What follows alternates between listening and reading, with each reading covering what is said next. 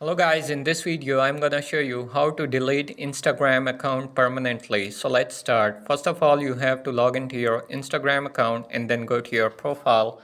Click on the menu option on the top right corner and then click on settings.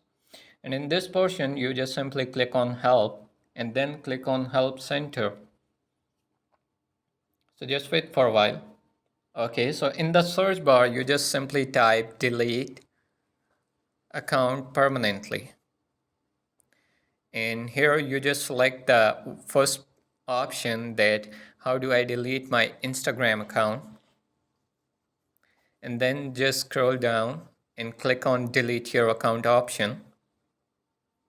And here you just choose a reason why do you want to delete your account. So click on the arrow and choose one option, and then you just re-enter your password and then click on delete your account.